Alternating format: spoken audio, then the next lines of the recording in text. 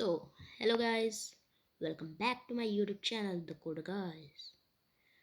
पिछले वीडियो में हम लोगों ने बात किया था स्ट्रक्चर ऑफ सी के बारे में। इस वीडियो में हम लोग पढ़ेंगे C tokens. Let's start. C token के बारे में जानने स्टार्ट करते हैं। List of tokens in C program. C में कितने टाइप के टोकन्स होते हैं? नॉर्मली सी में 6 टोकन्स होते हैं। Okay wait. टोकन्स पे बढ़ने से पहले हम लोग ये जान लेते हैं कि सी टोकन्स जो होते हैं वो बेसिक बिल्डिंग ब्लॉक्स होते हैं पूरे सी प्रोग्राम के। मतलब अभी जितने भी 6 प्रकार के टोकन्स मैं आप लोगों को बताने जा रहा हूँ उनके बिना एक सी प्रोग्राम का कंस्ट्रक्ट होना और एग्जीक्यूट होना ऑलमोस्ट इम्पॉसिबल है। So now let's start list of tokens in C program. Basically there are 6 tokens in C. नाम ये रहे। पहला है keywords, second is constant, third is identifiers, fourth one is a string, fifth is operator and sixth is special symbols. चलिए अब एक एक करके इन छाओं के बारे में पढ़ते हैं। First of all keywords.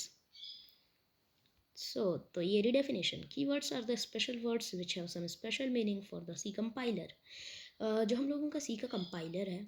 और कीवर्ड्स कुछ ऐसे वर्ड्स हैं जिनको हम लोग एज अ फंक्शन यूज़ करते हैं। कुछ स्पेशल फीचर्स हैं हम लोगों के सी प्रोग्राम में जो कीवर्ड्स के रूप में डिफाइन किए गए हैं। Keywords are the words which have some special meaning for C compiler. Okay, C program में मतलब सी लैंग्वेज में हमारे ऑलमोस्ट 32 कीवर्ड्स हैं।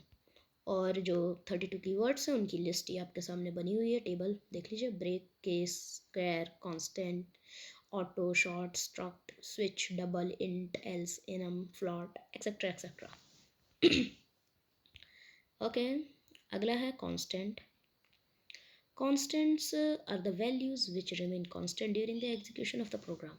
कांस्टेंट आप लोगों को पता ही होगा, मैथ्स सब पढ़ते हैं। मैथ्स में हम लोग वेरिएबल एंड कांस्टेंट पढ़ते ही हैं। तो कांस्टेंट ऐसी वैल्यूज़ हैं जो प्रोग्राम के एग्जीक्यूशन के टाइमिंग पर सेम रहेंगी, उनमें कोई भी चेंजेस नहीं किए जा सकते। बट ये याद रखिएगा कि एग्जीक्यूशन टाइम पर इन वैल्यूज़ को हम लोग कंपाइल टाइम में चेंज कर सकते हैं। मतलब जब हम लोग अपना प्रोग्राम राइट कर रहे हैं तब हम लोग इन कॉन्स्टेंट्स को एक जगह कुछ और at the same time second जगह पर हम इन कॉन्स्टेंट्स की वैल्यू चेंज भी कर सकते हैं। बट एग्जीक्यूशन के टाइमिंग पर इनकी वैल्यूज़ चेंज नहीं होंगी। थर्ड वन है हम लोगों के आइडेंटिफायर्स। जैसा कि नाम ही बता रहा है कि आइडेंटिफायर्स किसी चीज़ को आइडेंटिफाई करेंगे। ये है उनकी definition. Identifiers are the name और the identity given to a particular value for its identification. Identifier ऐसे नाम है या फिर कह लें आइडेंटिटी है जो किसी भी वैल्यू को दी जाती है उसके आइडेंटिफिकेशन के लिए। ओके, अगला है we can choose any name और identity for identification of that value. अब ऐसा नहीं है कि हम लोग कोई सा भी नेम नहीं चूज़ कर सकते। हम लोग अपनी मर्ज़ी से कोई से भी नेम को किसी भी वैल्यू को असाइन कर सकते हैं कि वो वैल्यू उसी नाम से जानी जाए। ओके, कुछ रूल्स हैं आइडेंटिफायर बनाने के लिए। ऐसा नहीं कि कुछ भी बना डालो। आइडेंटिफायर हम लोग अपने मन से चूज़ कर सकते हैं, बट कुछ बेसिक रूल्स हैं जिनको फॉलो करना ज़रूरी है जब हम लोग एक आइडेंटिफायर बना रहे हों। फर्स्ट रूल है कि हम लोग कीवर्ड के नाम पर उसका नाम नहीं रख सकते। मतलब जैसे कि अभी हमने पीछे 3-4 मतलब 32 कीवर्ड्स देखे, सेम वही नाम वाले हम लोग आइडेंटिफायर्स नहीं बना सकते। दूसरा रूल ये है कि आइडेंटिफायर का जो फर्स्ट लेटर होगा वो हमेशा अल्फ़ाबेट होना चाहिए। आप लोग कोई भी आइडेंटिफायर बना रहे हैं तो उसका फर्स्ट लेटर आप 1, 2, 3 ऐसा नहीं कर सकते। उसका फर्स्ट कैरेक्टर जो रहेगा ऑलवेज अल्फ़ाबेट रहेगा, ABCD ही रहेगा। ठीक है। थर्ड रूल है हमारा कि हम लोग सिर्फ अल्फ़ाबेट, जितने भी अल्फ़ाबेट है A to Z, numerical values, जितनी भी न्यूमेरिकल वैल्यूज़ हैं 0 to इन्फिनाइट, और अंडरस्कोर डैश कीबोर्ड्स में रहते हैं ऑलमोस्ट, सिर्फ इन 3 चीज़ों का ही यूज़ कर सकते हैं आइडेंटिफायर में। और कोई भी एक्स्ट्रा सिंबल जैसे कि dash, plus, minus, slash, and किसी भी दूसरे स्पेशल सिंबल का यूज़ नहीं करना है आइडेंटिफायर बनाने में। लास्ट है कि हम लोगों का जो नाम होना चाहिए वो 32 कैरेक्टर से ऊपर नहीं होना चाहिए। देखिए बेसिकली आइडेंटिफायर सब लोग छोटा छोटा ही बनाते हैं, मतलब छोटे नाम वाले, जैसे ABC हो गया, ख़त्म। क्योंकि ज़्यादा बड़ा बनाने से फिर हम लोगों को प्रोग्राम राइटिंग में ही दिक्कत होता है।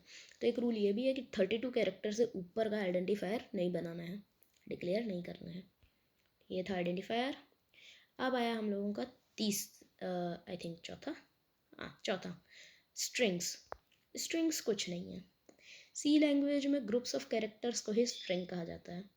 मतलब आप अगर आपने एक साथ बहुत सारे कैरेक्टर अरेंज कर दिया तो वो स्ट्रिंग बन गया।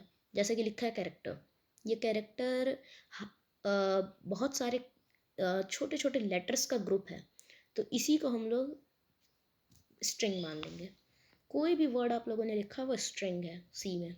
सो स्ट्रिंग जो है वो कुछ भी हो सकता है। स्ट्रिंग के अंदर आप लोग alphabets, numerical, special symbols, alpha numerical terms कुछ भी यूज़ कर सकते हैं।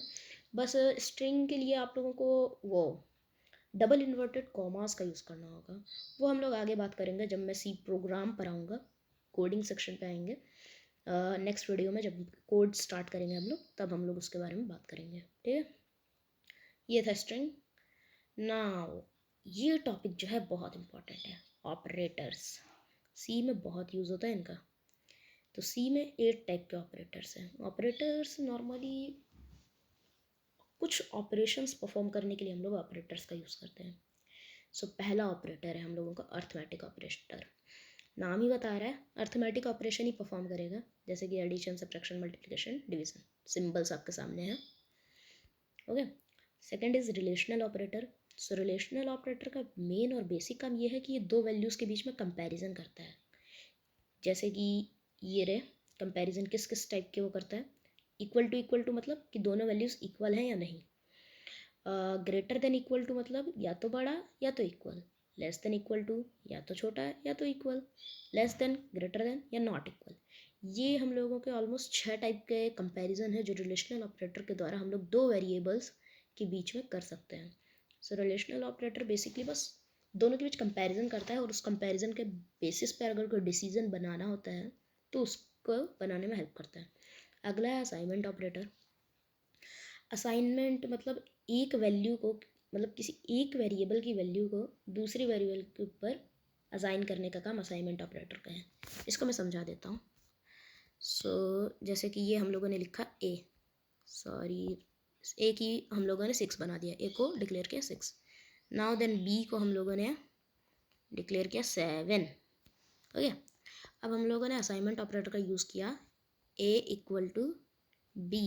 नाउ अब अगर हम लोगों को ए की वैल्यू जाननी होगी तो असाइनमेंट ऑपरेटर के बाद ए की वैल्यू हो जाएगी 7, बट उसकी 6 थी, बट हम लोगों ने असाइनमेंट ऑपरेटर का यूज़ किया तो बी की वैल्यू जो थी वो ए में असाइन हो गई, ओके, ठीक है।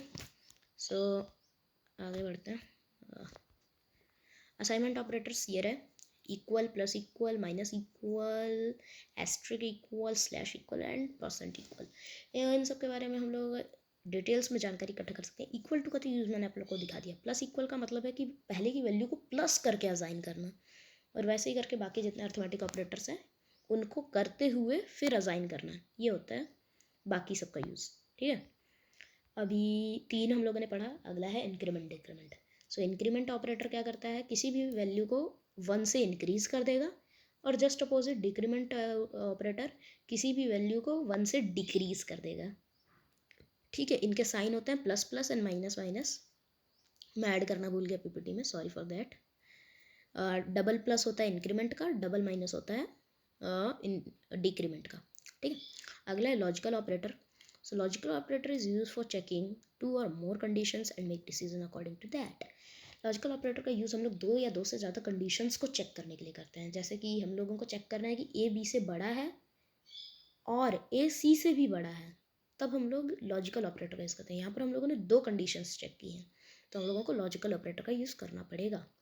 लॉजिकल ऑपरेटर में आते हैं आप लोग के एंड, और नॉट। एंड मतलब हाँ, एंड और सब जानते हैं बेसिक मीनिंग, तो इसका ज़्यादा एक्सप्लेन करने की ज़रूरत नहीं है। हम लोग जब प्रोग्राम बनाएंगे ना तो उसमें अच्छे से डील हो जाएगा। एंड चलो मैं कर ही देता हूँ। एंड मतलब दोनों कंडीशंस अगर ट्रू हुई तभी ट्रू स्टेटमेंट रन करेगी। अगर एक भी फॉल्स होती है तो स्टेटमेंट ट्रू वाली रन नहीं करेगी। और कंडीशंस ये है, दोनों में से कोई अगर एक भी ट्रू हो जाए तो ठीक है, रन करेगा, नहीं तो और अगर दोनों ट्रू है तब भी रन करेगा, ठीक है। और दोनों फॉल्स है तभी बस रन नहीं करेगा, true conditions, okay. And not है कि कुछ भी चलेगा, इक्वल नहीं है कंडीशन, कंडीशन इक्वल नहीं रहेगी तभी रन करेगा, और अगर ट्रू होगी तो नहीं रन करेगा। That's all. ठीक है। Now conditional operator. Conditional operator जो होता है वो हम लोगों को एक ही समय पर सिर्फ एक कंडीशन को चेक करने की अनुमति प्रदान करता है। कुछ ज़्यादा ही हिंदी हो गई, सॉरी फॉर दैट। हाँ, तो हम लोग एक टाइम पर सिर्फ एक ही कंडीशन चेक कर सकते हैं कंडीशनल ऑपरेटर का यूज़ करके। इसके अंदर सिंबल्स आते हैं, क्वेश्चन मार्क जिसका मतलब होता है इफ़, और कॉलम जिसका मतलब होता है एल्स। इफ़ कंडीशन देंगे, अगर ऐसा होता है तो उसके नीचे वाली स्टेटमेंट रन करेगी, और अगर वो कंडीशन फॉल्स हो जाती है या फिर रॉन्ग हो जाती है तो अगली कंडीशन जो एल्स के अंदर लिखी हुई है, एल्स के अंडर जो स्टेटमेंट है वो रन करेगी। ये भी हम लोग प्रोग्रामिंग में अच्छे से डील कर लेंगे। ठीक है। अगला है स्पेशल ऑपरेटर। सी में कुछ स्पेशल ऑपरेटर होते हैं। फ़िलहाल तो फर्स्ट सेमेस्टर क्रॉस करने के लिए हम लोगों को स्पेशल ऑपरेटर्स का उतना नीड नहीं है तब भी। So basically two special operator हैं, पॉइंटर और size of operator. So pointer का यूज़ बहुत है फंक्शनिंग में। फंक्शन जब हम लोग पढ़ेंगे, मैं आगे जब और वीडियोस डालूंगा, तो फंक्शन में पॉइंटर्स का बहुत यूज़ है। ठीक है। अब हम लोगों का लास्ट ऑपरेटर आ गया special symbols. While writing a C program, we use many special symbols, or we can say symbols for the proper function of the program. So, C program लिखते समय हम लोगों को बहुत सारे स्पेशल सिंबल्स यूज़ करने पड़ते हैं। इसका उदाहरण क्या दें? प्रोग्राम लिखेंगे जब अपन, हाँ, अगर आप लोगों को पिछला वीडियो याद होगा तो हम लोगों ने एक छोटा सा सी प्रोग्राम लिया था जिसमें हम लोगों ने बहुत सारे स्पेशल सिंबल यूज़ किए थे। Bracket, square bracket, comma, curly brackets, colon, semi column, वो सब स्पेशल सिंबल थे। तो सी प्रोग्राम में इंक्लूडेड जितने भी स्पेशल सिंबल्स हैं उनकी लिस्ट ये देख लीजिए। कुछ हैं, अभी और भी हैं, बहुत सारे हैं। सो सी प्रोग्राम में हम लोग कॉमा यूज़ करते हैं, square brackets, curly brackets, colon, semicolon, inverted commas, double inverted commas and many mores. हम लोग उन सब का भी यूज़ करते हैं। तो जितने भी टाइप्स के सिंबल हैं, बेसिकली सिंबल्स, उनको हम लोग इस छठे सी टोकन के अंडर कंसिडर्ड करते हैं जिसका नाम है special symbol. So that's all guys. आज की क्लास के लिए इतना काफ़ी है, 12 मिनट हो भी गया। चलो ठीक है, अब अगले वीडियो में मिलते हैं। तब तक के लिए बाय बाय। वीडियो अच्छी लगी हो तो लाइक करो, शेयर करो एंड कमेंट तो कर ही देना, और मेरे को मेरी गलतियाँ बताने के लिए कि मैं क्या क्या मिस्टेक कर रहा हूँ। ठीक है। That's all. Thank you.